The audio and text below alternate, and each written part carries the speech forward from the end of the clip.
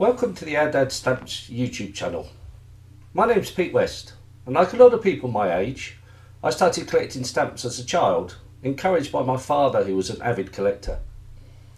20 years ago I inherited his collection, and at the same time I also inherited my wife's dad's collection. Since then I've been buying and selling stamps through my online stores at Delcamp and eBay under the name Our Dad Stamps. And this has allowed me to grow the collection into what you see behind me. And now I want to share my experiences with you by producing regular video podcasts with stories about stamps and stamp collecting. I hope you enjoy them, and if you do, please don't forget to click on the like button and subscribe to receive regular updates on new content.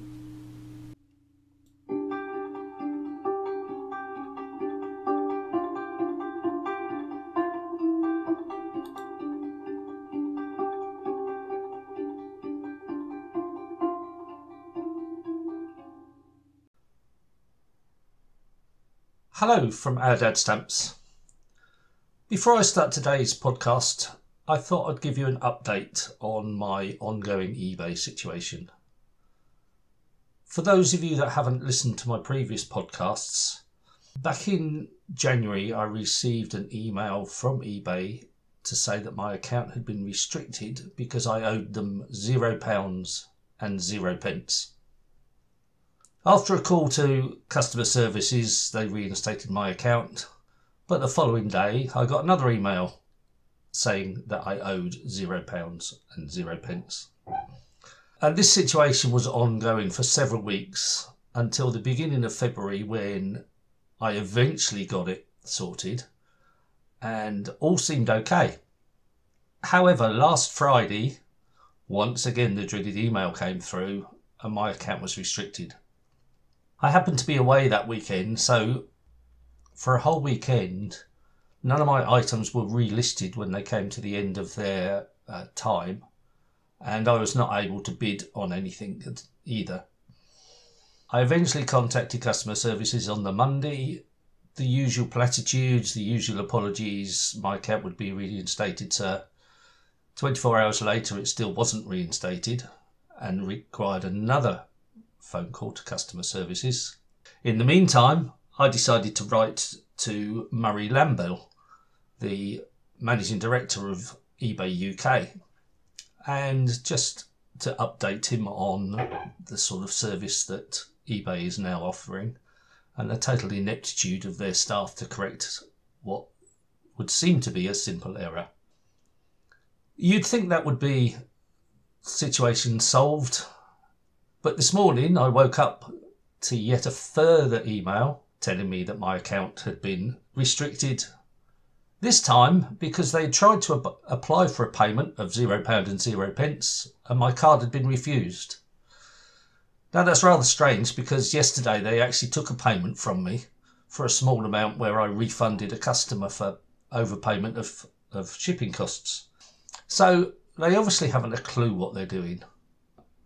I still haven't had a reply from the managing director, the lovely Mr. Lambell. I will wait and see what happens with that, but in the meantime I am moving my sales from eBay to Delcamp. The situation is utterly ridiculous. It is now 8 times that they have suspended my account for no reason at all.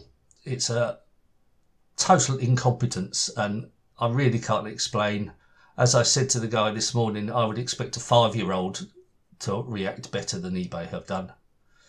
So I will keep you informed whether I hear anything from Mr. eBay. In the meantime, if you're looking to buy things off me, please start looking at my Delcamp account, because that's where everything will end up. It will take me several months. There are 1,400 items to move across, but believe me, I will make the effort to do it. And I won't give up on my pestering of eBay until I get some sort of acknowledgement that they really have messed up on this one.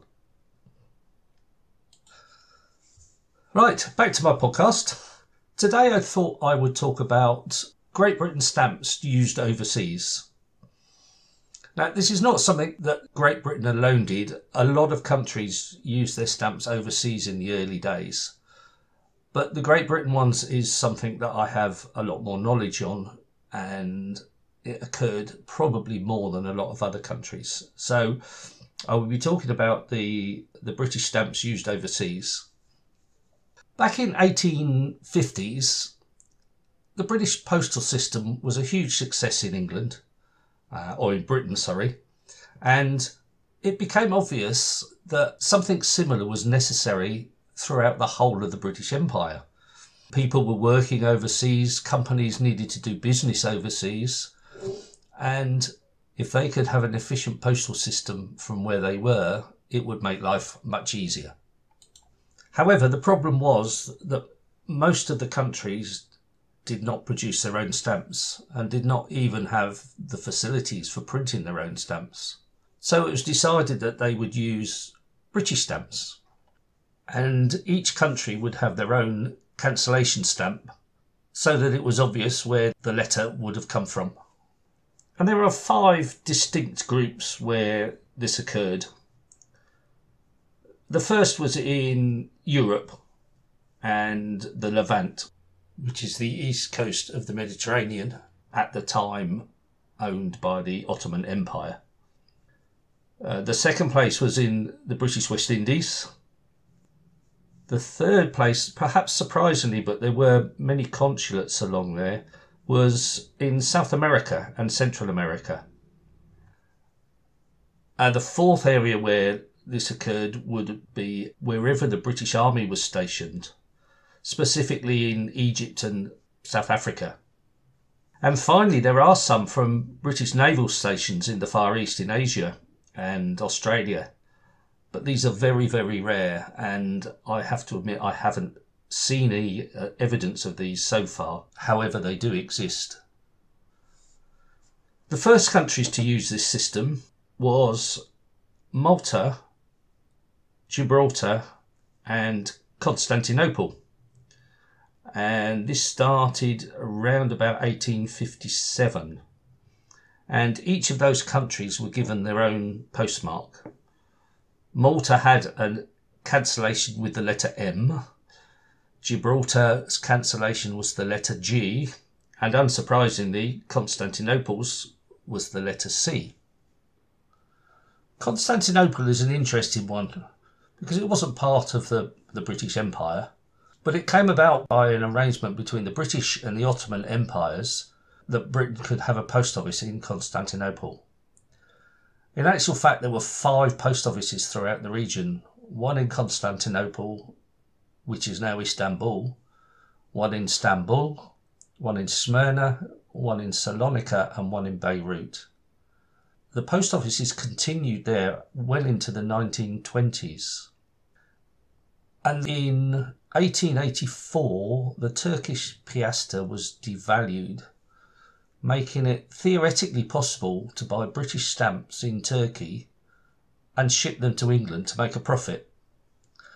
So to stop this practice, it was decided to overprint the stamps in Turkish currency. And so this was a slight variation on the previous ones where it was more than just the postmark to indicate where it came from.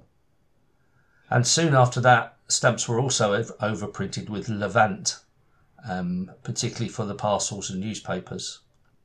But as I said, this system carried on till well into the 1920s, when it eventually reverted to civilian control.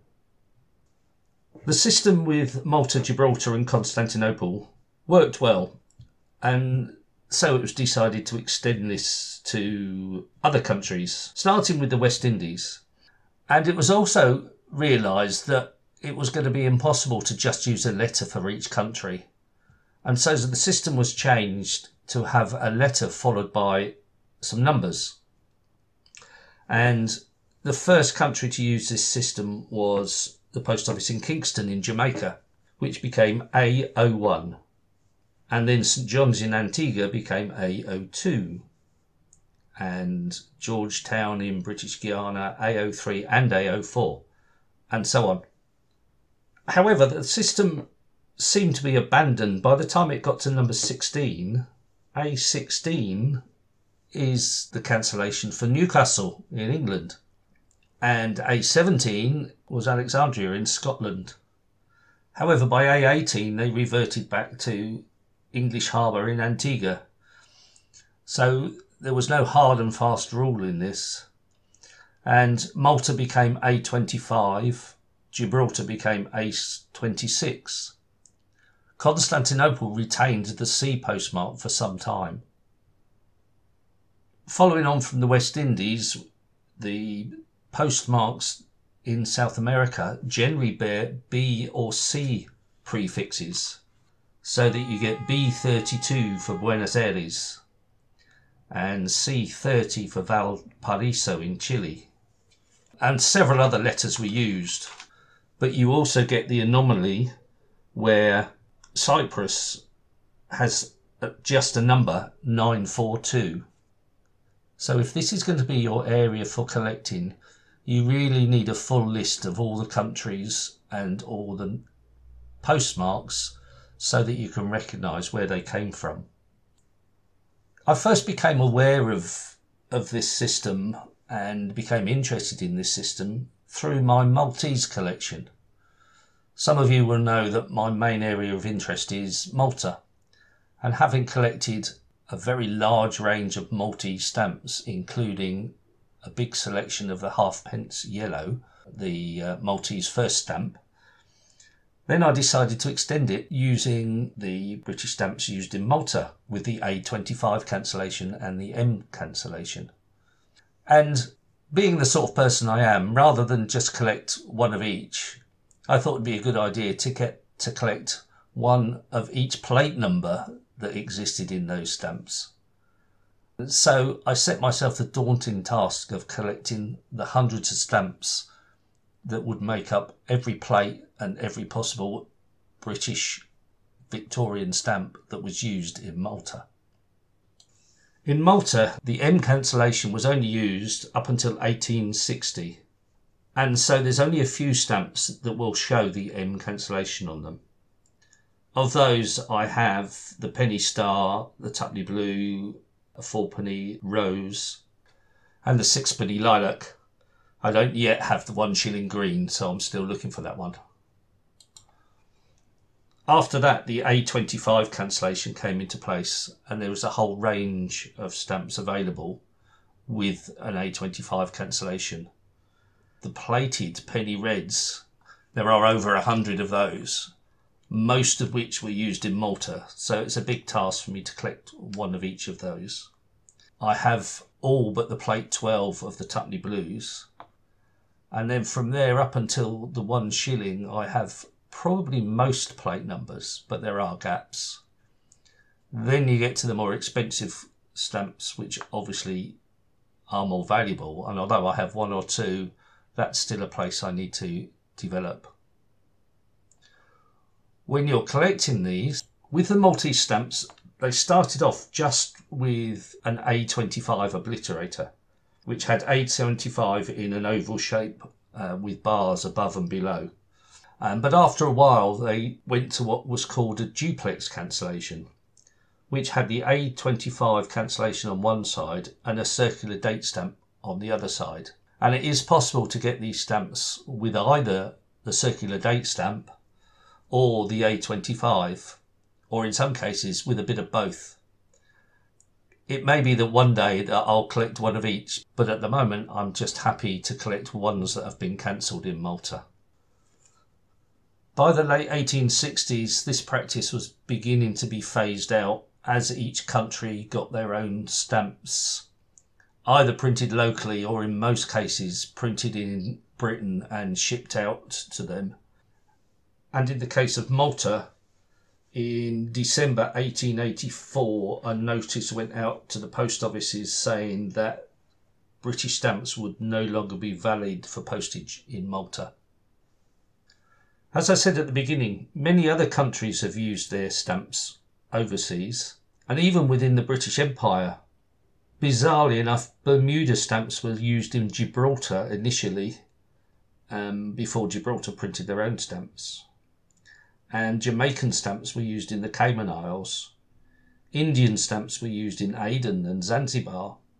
So there is a lot of variety and a lot of options in this particular field. And if you do decide to look further into this, then either, as I do, you can collect the stamps from one country that were posted in that country, or maybe you could collect one of each country that used British stamps, or any combination of it. Like everything in stamp collecting, the choice is yours, and there's always a large choice to be had. Anyway, I hope you found that interesting. If you did and decide to take up this branch of collecting, then let me know how you get on and let me know what your interests are.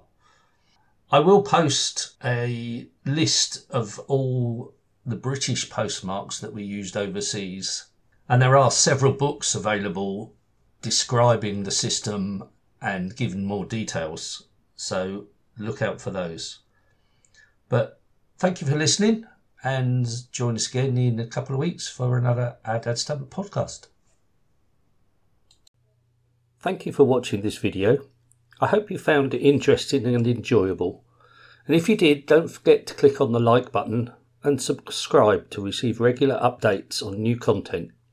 You can also visit my online stores at eBay and Delcamp under the name of Our Dad Stamps, where I have over 2,000 items for sale. Please join us again in 2 weeks' time for another edition of Our Dad Stamps podcast.